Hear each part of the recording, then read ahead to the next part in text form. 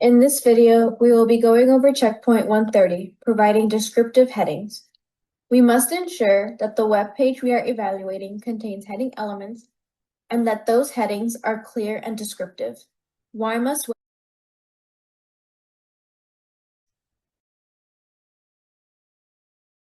elements help lay out the information on a web page? They need to be descriptive and clear to provide users with an overview of the content and its organization on a web page. For example, the page contains information about plant foods that humans eat, and two of these types of foods are fruits and vegetables. So if I wanted to read about vegetables, I would check the information under the section titled Vegetables. It's pretty easy to understand why pages should contain descriptive headers. Without them, navigating through the information may be a bit difficult since you wouldn't be able to identify sections. While most users may simply need descriptive headings so that they can skim through a web page to locate specific content, those who rely on assistive technologies must also be able to do the same. Therefore, heading elements must be used to aid in navigation. What tool can we use to check each heading element on a web page? We can use the Wave tool to identify the heading elements within a web page. Look for these structural elements icons to find and evaluate headers. Let's now check the heading elements on the Headhunter Hairstyling website. We can already see here that the text which reads Headhunter Hairstyling is the first header of the page. Since the contents of the web page are about this company, then it would make more sense for the text to be the first header. The text that reads Attention Hairstylist is the next header on the page. This header is descriptive. However, since screen readers label out the heading levels to the user, this can be quite confusing when users are trying to organize the content of the page, and they hear that this is the 6th heading level. The section here is another issue as it does not contain a header, even though the text that reads, "Thank you for visiting Headhunter Hairstyling" appears to be a header. This would not inform users using screen readers that this information is towards past visitors. The section header is also not quite clear since it doesn't really describe the information found in the paragraph below. Based on these errors found, we can conclude that this website would fail the checkpoint. On the evaluation worksheet, after checking to see if the website contains clear and descriptive heading elements, determine whether it passes or fails the checkpoint. In the first example, we noted that the Headhunter Hairstyling website did not pass the checkpoint because the heading elements were incorrectly used and the first header was labeled H2. Also, the text reading "Thank you for visiting Headhunter Hairstyling" acted as a header but was not labeled with an element. Let's take a look at the W3C website, which contains descriptive and clear section headers. You can see that each section has a header to provide the user with an idea of the content within the paragraph. For example, this section under description provides me with more information about checkpoint H42. It's also good to point out that the headers are all unique, thus we will say that this website passes. On the evaluation worksheet, we note that the W3C website passed the checkpoint because it used the heading elements correctly and all headers were clear and descriptive. Checkpoint H33, supplementing link text with title attribute. In this checkpoint, we will determine if the link element can indicate that it will open a modal window. It is important to always pair links with a text that states the purpose of it. Give a pass, fail, or any grade. Include comments as your reasoning on the evaluation worksheet. Let's look at an example to understand link elements. In this checkpoint, we will check the source code in order to verify that the link describes the purpose of it. Here we have a link in the code. Below it is the title of the link, which provides a sufficient description what the link is. The title communicates to us that this link is about failed elephant evacuation. Let's go over the step of this checkpoint. Remember that we are checking for link elements that indicates it will open a modal window. Step 1. Examine the source code for anchor elements. For each anchor element that has a title attribute, check that the title attribute, together with the link text, describes the purpose of the link. Use Wave and Andy for this checkpoint. Let's take a look at this Reddit website. Notice how there is an element that activates a modal window. This modal window prompts the user to log into their account by inputting the username and password. We will check for the appropriate ARIA labels using Wave. As you can see, Wave identified that the label as an ARIA button that triggers the modal window to log in. We will now check the source code for a link description. We can activate Andy to search for the specific login button. We can filter by links and buttons in order to search for the modal window. Here we can see the link. As I search for the login modal window, I am unable to locate its elements, and there are no available title attribute within the page source that indicates any information regarding the modal window. Let's fill out the evaluation worksheet. The Reddit login modal window contained the appropriate ARIA label. This was determined by Wave. However, it did not indicate in its title attribute any information regarding the modal window. Therefore, we can conclude that this website fails to meet the full criteria of this checkpoint. We will now look at a failing scenario. The ESPN webpage contains a modal window for login. We will start by using Wave to check for the ARIA labels. After Wave was activated, an ARIA label for the modal window of the ESPN webpage was not found. This fails to indicate its purpose. We can now check the source code for the link elements that describes the modal's window purpose. We can activate Andy to search for the link. We can then filter by links and buttons to search for it. As you can see, there were no correct label links that pertains to the modal window. Let's record this in the evaluation worksheet. The ESPN webpage failed to provide a link element that indicates it will open a modal window. Furthermore, all of the links lacked adequate descriptions upon inspecting the source code. This fails the checkpoint. In this video, we will be going over ARIA 4 and 5, using WAI ARIA to expose the role and state of the user interface component. For this checkpoint, we will need to ensure that menus with attached submenus use the states ARIA has pop-up and ARIA expanded. If using ARIA expanded, then we need to check if the state changes when opened or closed. Additionally, we must make sure that menu bar, menu, and menu item ARIA roles are not used for website navigation menus. What is ARIA has pop-up and ARIA expanded? When the ARIA has pop-up attribute is used, it indicates a pop-up element that can be triggered by an event. For example, I can open the drop-down menu by clicking on the link. When the ARIA expanded attribute is used, it indicates the current visibility of the pop-up element. For example, right now the menu is collapsed and not visible, but when I click on it, the menu has expanded and is now visible. What are the states for ARIA has pop-up and ARIA expanded? When ARIA has pop-up equals true, this tells the user that a pop-up element exists. You want to make sure that the state for this attribute is true when checking the evaluation. When ARIA expanded equals false, this tells the user an action is required to trigger the pop-up element. Essentially, when the menu is not opened, then the ARIA expanded state is false. When the ARIA expanded state changes to true, then this tells the user an action occurred. When the menu is opened, then the ARIA expanded state should equal true because the pop-up element became visible or expanded. What tools are used to check ARIA? We can use the Wave tool to check if any menus with submenus are labeled with the appropriate ARIA has pop-up and ARIA expanded attributes. The Wave tool will show these icons to indicate that ARIA has pop-up is present. Next, we need to ensure that a screen reader can correctly identify the state of the menu and relay that information to the user. You can either use JAWS or NVDA to help with evaluating the website.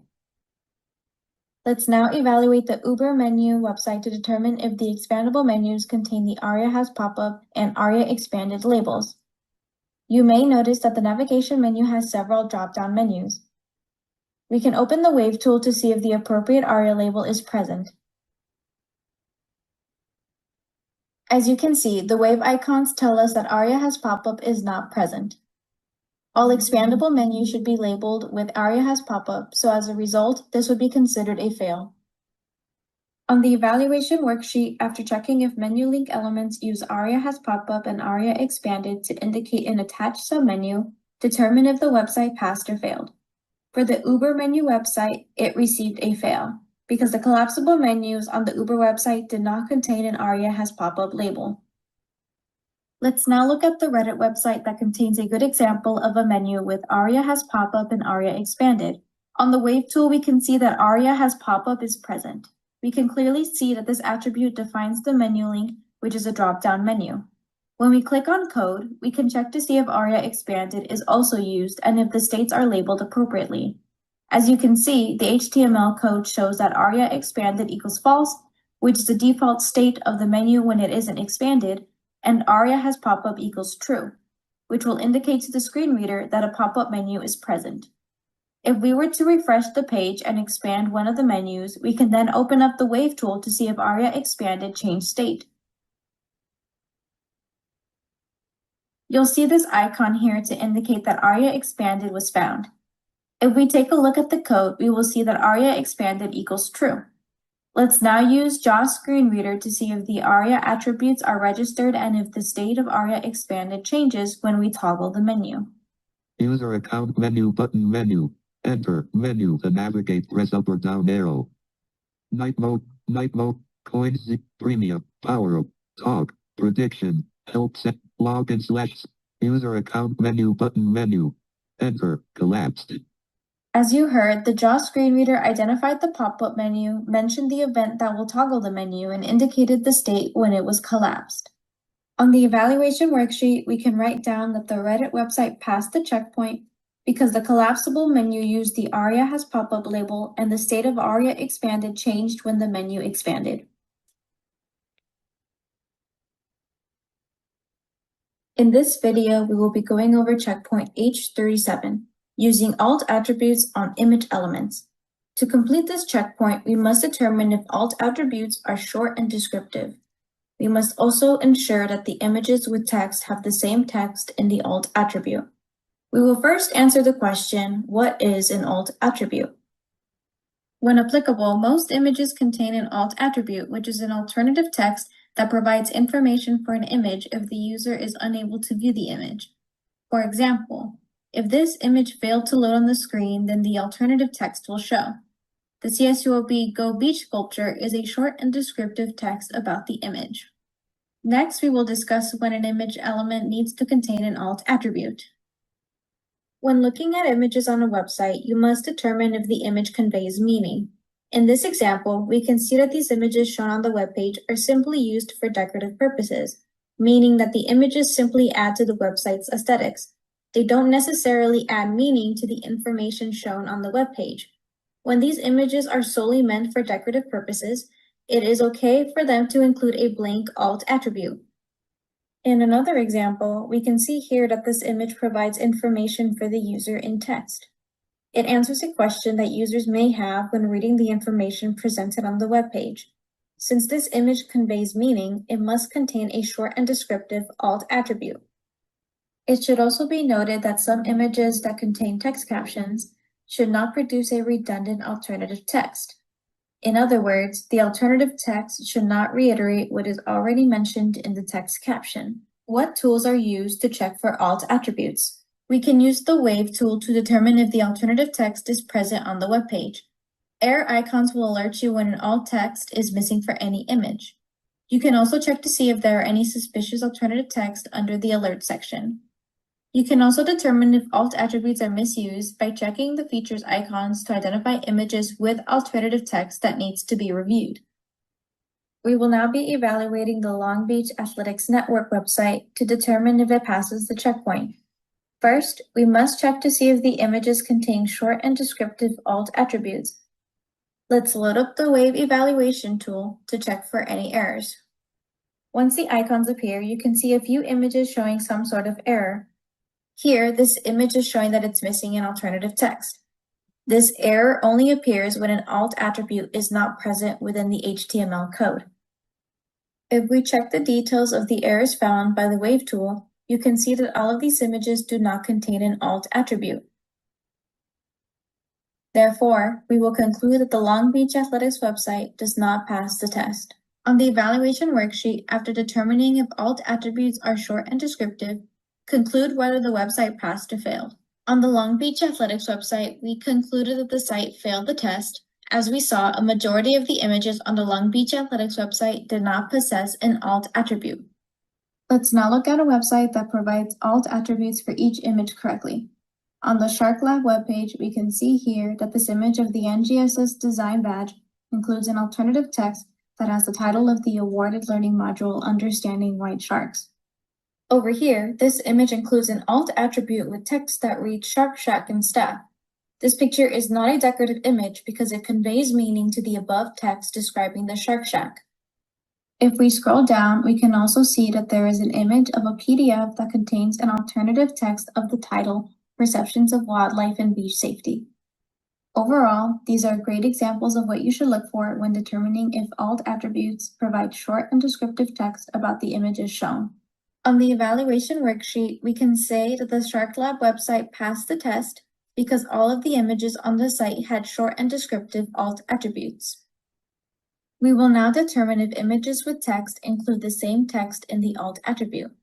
We will evaluate the OC Public Library's website to see if the images with text are labeled appropriately. If we were to go under details and check the alert section, we will see that Wave found a couple of suspicious alternative text. If we click on the icon, we are redirected to this logo for the County of Orange. As you can see, this image has an alternative text that reads logo, which is not very descriptive. It should at least specify what type of logo, and in this case, since there is text, it should have included County of Orange, California in the alt attribute. On the evaluation worksheet, after checking to see if images with text have the same text in the alt attribute, determine whether the website passed or failed. On the OC Public Library's website, we can say that the site failed the test. As we noted earlier, the alt text for the image depicting the Orange County seal did not have the text seen within the image.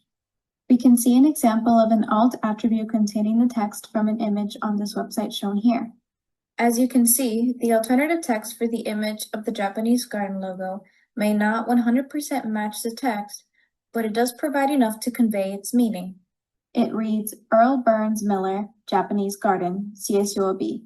Going back to the evaluation worksheet, we can write that the Japanese Garden website passed the test because the alternative text for the Japanese Garden logo image sufficiently provided a description that conveys the meaning of the text within the image.